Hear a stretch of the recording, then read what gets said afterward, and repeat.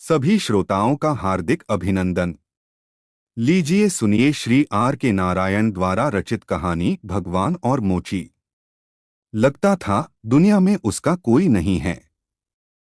मंदिर की बाहरी दीवार और सड़क के बीच की खाली जमीन पर जिसका कोई मालिक नहीं होता, वह बैठता था। दीवार के पीछे लगे एक विशाल नीम के पेड़ की कुछ शाखाएं उस पर छाया करती थीं और उसके सफेद पीले छोटे छोटे फूल दिन भर उसके ऊपर फूल बरसाते थे। मंदिर की सीढ़ियों पर पिछली शाम से डेरा जमाए हिप्पी ने उसे देखकर सोचा कि इस तरह तो स्वर्ग में रहने वाले देवताओं के ऊपर फूल बरसते हैं। हिप्पी कौन होते हैं, यह सभी जानते हैं। वे होते हैं ये जो अपनी खुदी को भूलकर और देशों की सीमाएं तोड़कर बाहर निकल पड़ते हैं। वे कहीं के भी हो सकते हैं, बर्कले केयर बाहरी मंगोलिया के या कहीं भी और के। अगर आप अपने सिर और मुंह के बाल बढ़ा लें तो यह आपका मुखौटा हो गया। और खुले आसमान में रहकर और दिन भर तपते सूरज में अपने बदन को भून डालें तो आपको एक ऐसी रंगत हासिल हो जाएगी जो सभी जातियों के लिए एक समान होगी। और फिर आप इस बहुत बड़ी दुनिया में कहीं भी बेहिचक नंगे बदन भी घूम फिर सकते हैं। और इसी के साथ अगर आप घुटने तक की सफ़ेद धोती और बंडी पहन लें कि कहीं भी धूल में आराम से बैठने लगें तो आपके कपड़ों को खुद ही ऐसा गेरुआ रंग मिल जाएगा कि आप बिल्कुल सन्यासी लगने लगेंगे। इस तरह की सार्वभौमिकता प्राप्त हो जाने के बाद फिर कोई आपसे सवाल नहीं करेगा कि आप कौन हैं और कहां से पधारे हैं। आपको लोग वही समझेंगे जो आप हैं, यानी एक आदमी जो सांस ले रहा है, बस। मोची ने हिप्पी को, जब वह सैंडल का फीता जुड़वाने उसके सामने पहुंचा, इसी तरह देखा। उसने सिर उठाया और सोचने लगा, गर्दन पर लटकते धूल मिट्टी से भरे बालों से तो यह शिवजी लगता है, उसके ऊपर कुंडली मारे एक सांप की कमी है। इसलिए यह सोचकर कि कहीं कुछ गलत बात न हो जाए, पहले उसने इस साधु दिखने वाले को नीचे तक सिर झुकाकर नमस्कार किया। उसे लगा कि जरूर यह आदमी हिमालय से आ रहा होगा, जहां शिवजी महाराज रहते हैं, और इसके मोटे सैंडलों से भी यही लगता है, जिसमें बहुत सी चिंदियां लगी हुई हैं। मोची ने सैंडल उतार लिए और उन्हें ध्यान से देखा। फिर जमीन पर कागज बिछाया जो दीवार पर लगा पोस्टर था, जिसे उसने अपने काम के लिए उखाड़ लिया था, और कहा, आप इस पर पैर रख लें, जमीन गीली है। दरअसल उसके पास पोस्टर बहुत से थे, क्योंकि यह वहां की बहुत खास दीवार थी जो पूरब की तरफ जाने वाले प्रमुख मार्ग पर रामनगर और कालीदेस के चौराहे पर बनी थी। यहाँ से बहुत ज्यादा ट्रैफिक गुजरता था, इसलिए यहाँ सब तरह के इश्तिहार चिपकाए जाते थे और कभी भी जरा सी भी जगह खाली नहीं बचती थी। ये लोग रात को आते थे और दीवार पर गाढ़ी लेई लगाकर कहीं आने वाली पिक्चर का, कहीं अगली शाम पार्क में होने वाले लेक्चर का, कहीं चुनाव में खड़े होने वाले नेताजी का, जिस पर उनकी बड़ी सी तस्वीर भी बनी होती थी। पोस्टर एक दूसरे के ऊपर ही चिपका जाते थे।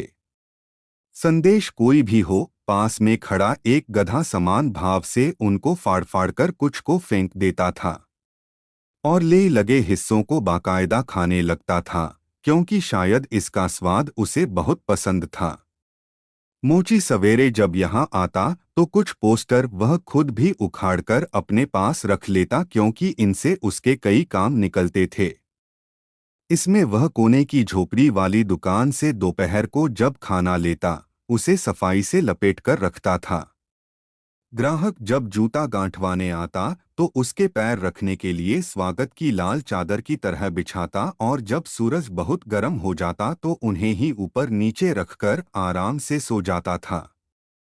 हिप्पी के मन में उसके लिए प्रशंसा का भाव जागा। यह कुछ मांगता नहीं है, फिर भी इसे सब कुछ मिल जाता है।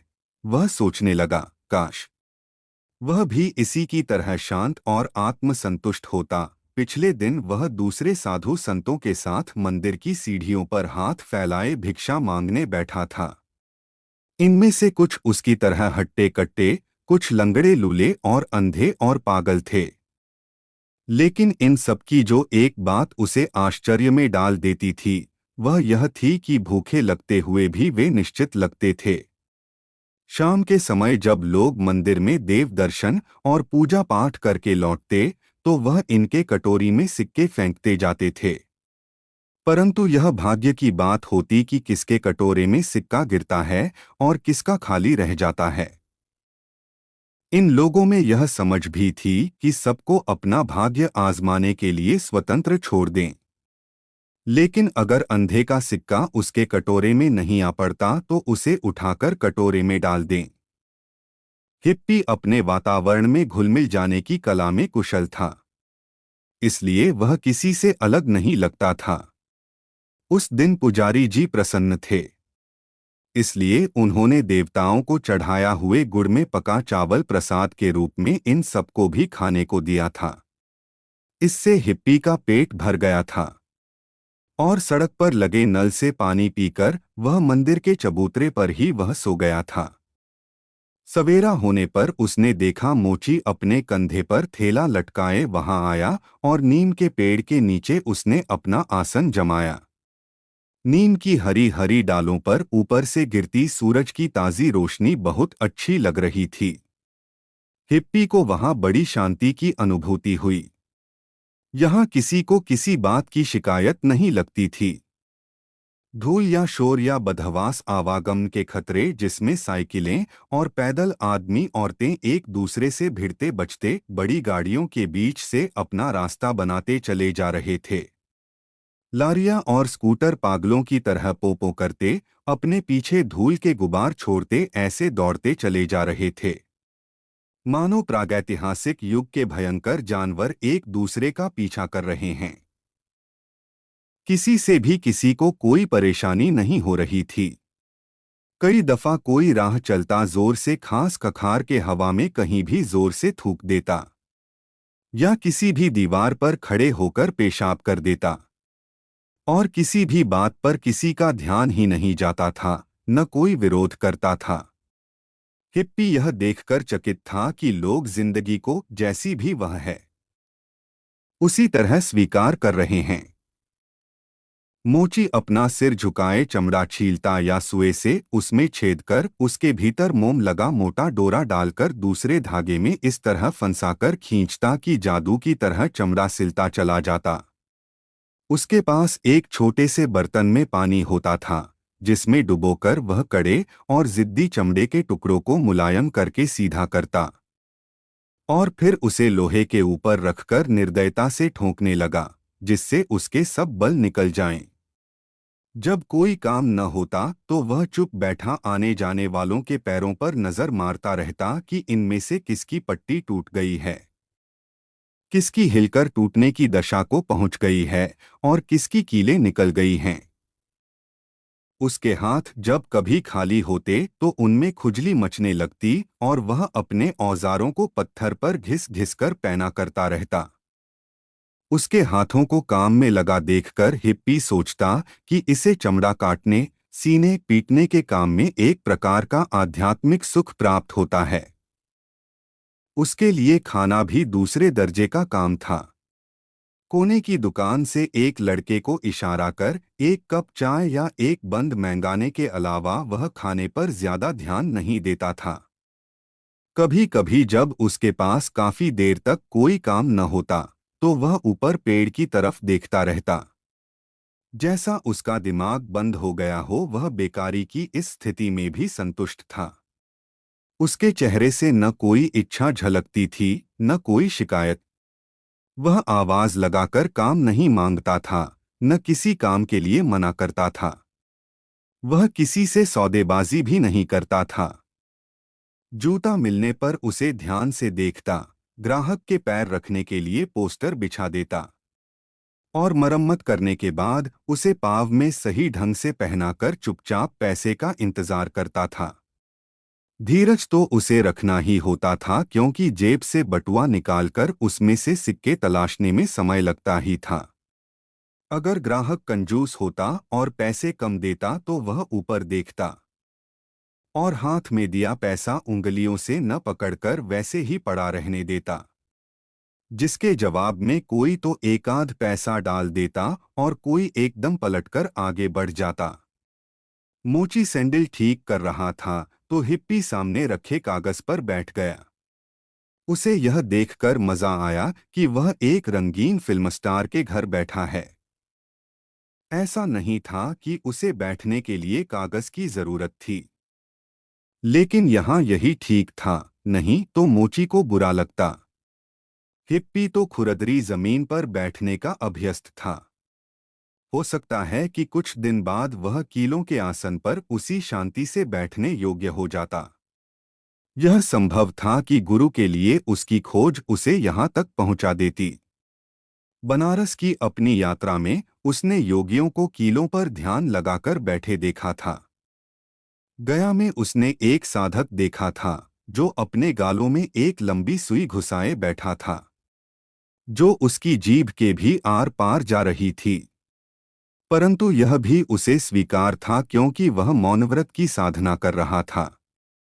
हिप्पी ने कुंभ मेले के समय गंगा और जमुना के संगम पर लाखों लोगों को डुबकी लगाते देखा था। इनमें एक साधु था जो अपने साथ एक भरा पूरा शेर लेकर घूमता था, जिसे वह अपना पिछले जन्म का भाई बताता था। ऐसे लोग भी थे जो जहरीले सांपों को रस्सी की तरह इस्तेमाल करते थे। कई आग को खा जाते थे, कुछ तलवारें निगल लेते थे, कुछ शीशा चबाते रहते थे। ऐसे योगी थे जो श्मशानों में रात दिन बिना खाए पिए या हिले डुले बैठे रहते थे और उनके पास मुर्दे जलते सुलगते रहते थे। नेपाल में एक आदमी ने हवा में हाथ घुमाकर एक चांदी की मूर्ति निकाली और हिप्पी को थमा दी। इसे उसने संभालकर अपने थैले में रख लिया। यह 4 हाथों की एक देवी की छोटी सी मूर्ति थी। ऐसी घटनाएं देखकर पहले तो वह आश्चर्य से भर उठता और चाहता कि वह भी यह सब सीख ले, लेकिन वह पाता कि ये लोग उसे यह ज्ञान सिर्फ एक अफीम के टुकड़े के बदले में देने को तैयार हैं। तब वह यह सोचने लगता कि इसको सीख लेने से उसे क्या लाभ होगा। यह मुझे चांद की सैर से ज्यादा क्या दे सकेगा। बस उससे कम खर्चीला है यह। उसे ऐसा कोई जवाब नहीं मिलता जिससे उसे संतोष मिलता। सड़क पर, गांवों में और खेतों में उसे काम धंधों में लगे स्त्री पुरुष दिखाई देते तो काम तो गंभीरता से करते, लेकिन उत्तेजित नहीं होते थे।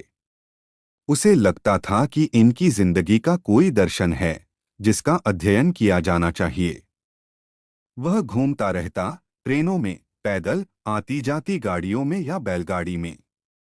लेकिन क्यों? इस बारे में वह स्पष्ट नहीं हो पाता था। अब वह मोची से बात करना चाहता था। उसने एक बीड़ी निकाली। वह सिगरेट नहीं बीड़ी पीता था, क्योंकि सिगरेट से जहां शान बढ़ती थी, बीड़ी से दूरियां कम होती थीं और यह 1 पैसे की 4 मिलती थीं। मोची को बीड़ी लेते हुए संकोच हुआ, लेकिन हिप्पी ने बढ़ावा देते हुए कहा, अरे पियो, तुमको अच्छी लगेगी, तोता छाप है। फिर वह थैले में दियासलाई ढूंढने लगा। कुछ देर दोनों चुपचाप बीड़ी पीते रहे। उसका धुआं और पत्ती की बू हवा में तैरने लगी। ऑटो रिक्शे और साइकिलें सड़क पर दौड़ रही थीं। एक आइसक्रीम का ठेला आया जो अपना रबर का भोंपू बजा बजाकर ग्राहकों को आकर्षित करने की कोशिश करने लगा।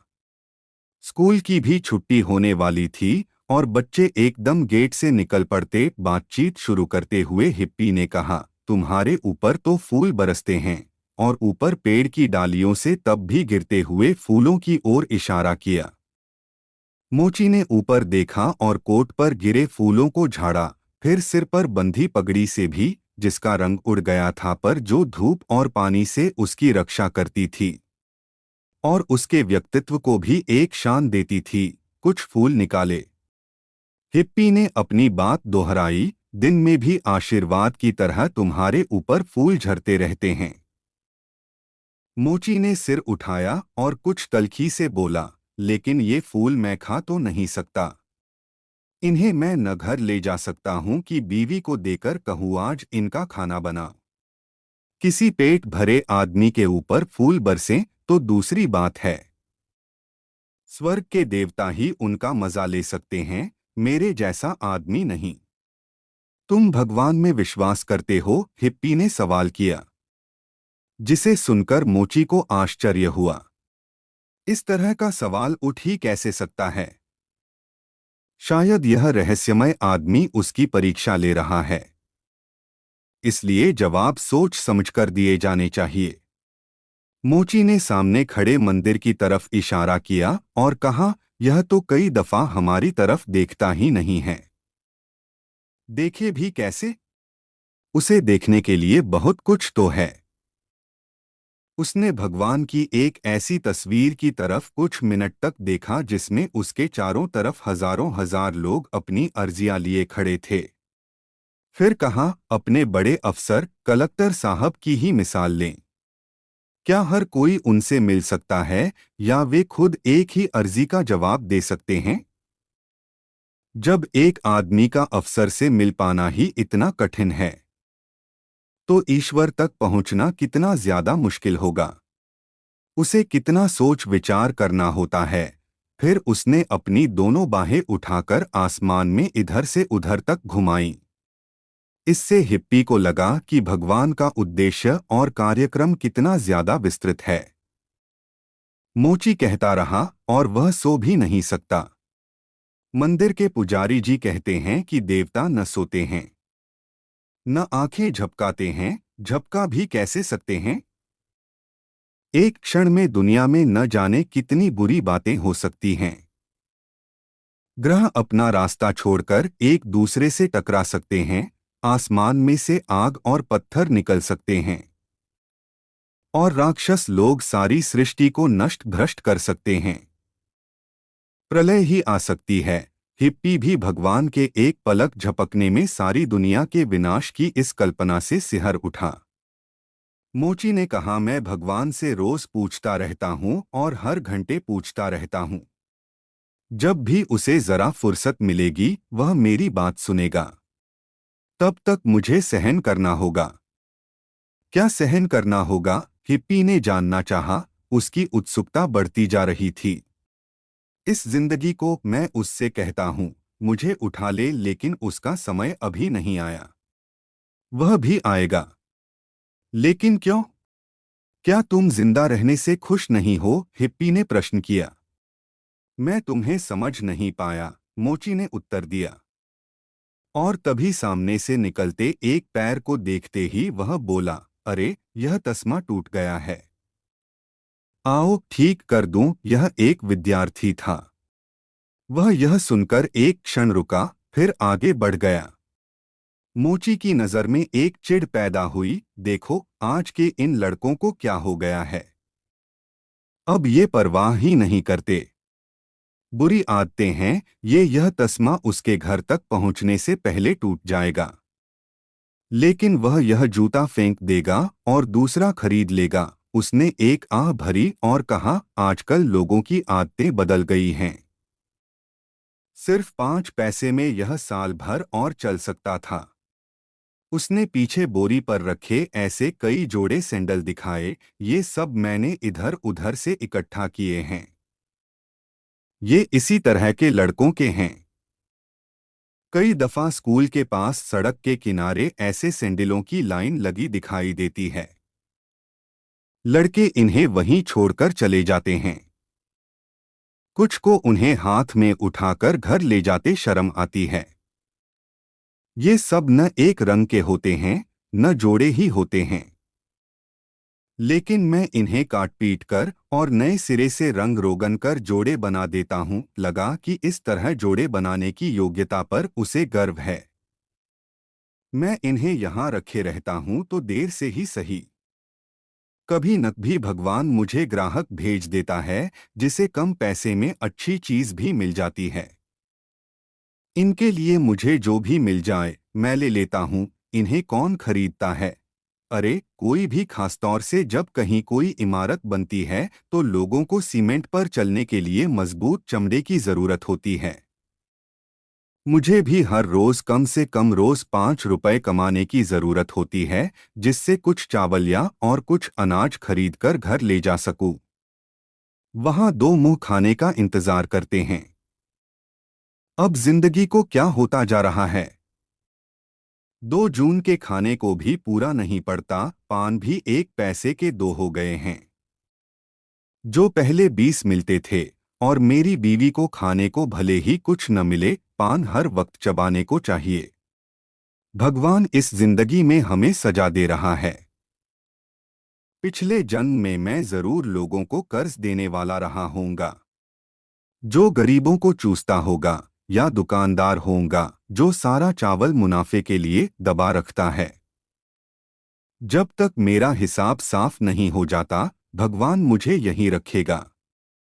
मुझे धीरज ही रखना है। तुम अगले जन्म में क्या होना चाहते हो? मोची को अचानक यह लगा कि वह कहीं किसी देवता या उसके दूत से तो बात नहीं कर रहा है। इस पर वह थोड़ी देर तक सोचता रहा। मुझे अब इस दुनिया में जिंदगी नहीं चाहिए।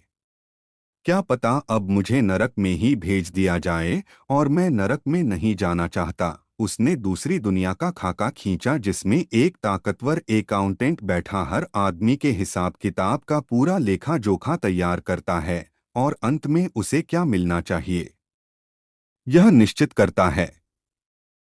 तुमने ऐसा क्या किया है? हिप्पी ने पूछा। अब तो मोची का यह संदेह पक्का होने लगा कि जरूर यह देवता से बात कर रहा है। जब कोई शराब पीता है तो उसे याद नहीं रहता कि उसने क्या किया है। अब मेरे अंग कमजोर पड़ गए हैं, पर जवानी के दिनों में अपने दुश्मन की झोपड़ी में, जिसमें बच्चे भी सोए हुए हों, आग लगा देने में संकोच नहीं होता था। झगड़े हों तो ऐसी बातें हो जाती थीं। वह मेरा रुपया उड़ा ले गया, मेरी बीवी को परेशान करने की धमकी दी, और संदेह पर उसे मैंने मारा पीटा जिससे बेचारी की एक आंख ही फूट गई। उस वक्त हमारे पास पैसा था और 1 रुपए में शराब की 3 बोतलें आती थीं। एक बेटा था, उसकी मौत के बाद मैं बदल गया। अब उसी का बेटा हमारे साथ रहता है। मैं सवाल नहीं पूछना चाहता, हिप्पी कहने लगा, लेकिन मैं भी गांवों के ऊपर उड़ते हुए उनमें आग लगाता जाता था, और जिन लोगों को मैं जानता तक न था उन्हें भी मार देता था। मोची ने ताज्जुब से उसे देखा। अच्छा, लेकिन कहाँ और कब? हिप्पी ने जवाब दिया, किसी पिछले जीवन में। तुम बता सकते हो कि मुझे इसके बदले में क्या मिलेगा? मोची बोला, अगर तुम मंदिर में पुजारी के आने का इंतजार करो। वह ज्ञानी आदमी है, वह ठीक बता सकेगा। हिप्पी ने कहा, तुमने जिसकी झोपड़ी जलाई उससे तुम कम से कम गुस्सा तो थे। मैं तो यह भी नहीं जानता था कि मैं किन की झोपड़ियां जला रहा हूं। मैंने तो उनको कभी देखा ही नहीं था। लेकिन क्यों किया यह तुमने? फिर यह देखकर कि हिप्पी जवाब नहीं देना चाहता, मोची कहने लगा, पुराने दिन होते तो हम साथ बैठकर शराब पीते और खाना खाते। फिर कभी यह कहकर जाने को उठा।